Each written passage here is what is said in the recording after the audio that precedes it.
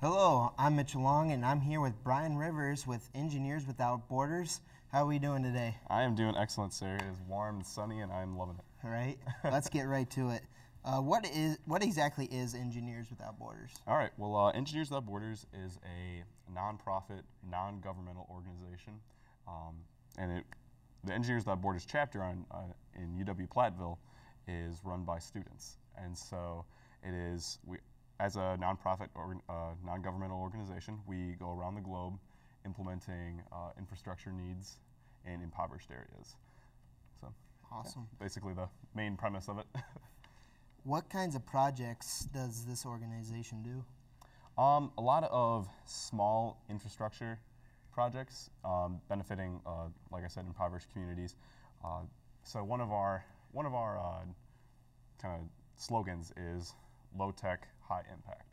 And so what we aim to do is go into these communities and effectively teach them about engineering solutions. So how can we use the materials in these communities and with the labor force in these communities to build something that they need. So like, say one of our last projects was a culvert.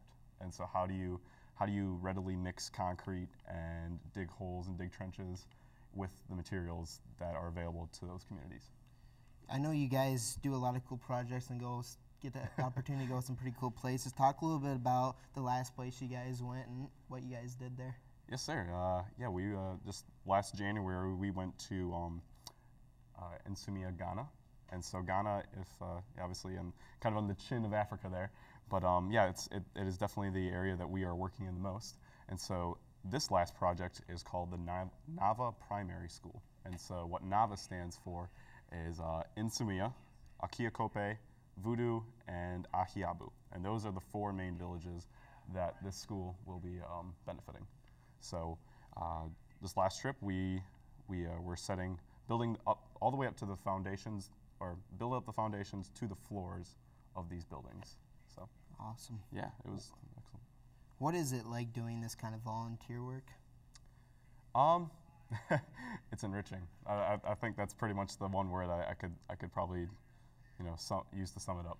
And I honestly think that using engineering and what I've learned here at UW-Platteville and applying it into the field not only benefits my career, but it also helps me do something I've always wanted to do, help other people.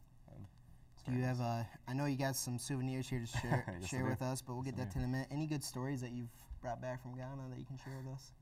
Oh man, too many.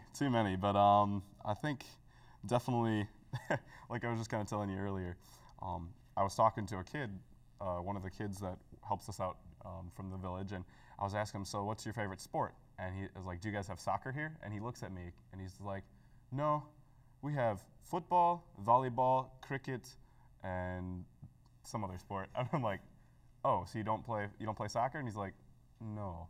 And then I looked to my friend and he's like, dude, he means football is soccer. And then he's like, oh, got it. And so it was just, just the cultural differences, the minor cultural differences is probably one of the biggest experiences and most fun. Nice. So talk with us a little bit about these souvenirs that you brought home. Yes, sir. So what I got here is the Ghanaian national football jersey. And so when I got this, we went into a marketplace, and when you go there, there's no actual set price. So you go and you're like, okay, well, I want, say 20 CD, that's their currency.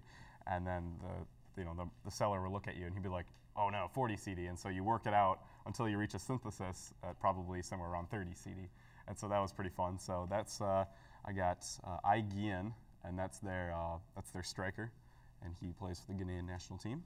And then probably my personal favorite is the pajama pants that I got while I was over there too. So I had to put a pretty hard bargain on these things, but it was totally worth it in the end, that's for sure. Nice. So what about the work do students enjoy the most?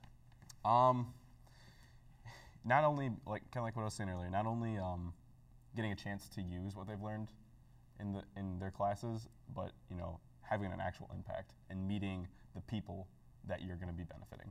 So while we were building that school, we were working with the kids that are going to go to that school. Yeah, so it was pretty nice. How do the the communities you work in, how do the people there respond to the work that you guys do for them? Oh, very well actually. We get a pretty good response and a pretty good volunteer workforce from the surrounding villages. Sometimes it is a challenge because they don't necessarily understand that we're a non-governmental, non-profit organization. But once we give that to them, and they understand that, then they respond very well. And one of the villagers that we work with takes a complete month out of his year to come work with us. What is the greatest takeaway from your experience? Getting a different cultural viewpoint, and because living in America, you're so privileged, and when you go there, these people are living not only with a lot less, but they're living happily. And I'm not saying that they're happy to live like as poorly as they do. However, they get along with what they have, and that viewpoint is invaluable. And you come back to America and you're just like, we live with so much, and you don't even realize it when you're growing up. So, can anybody join, or do you just have to be an engineer? And when can we find more information about your guys' organization? Okay, well, no, you do not have to be an engineer just to be part of Engineers Without Borders. In fact, we are looking for just about anybody to join. Anywhere from reclamation to business. I mean, we need to get our name out there, of course. So marketing helps, and in fact, one of our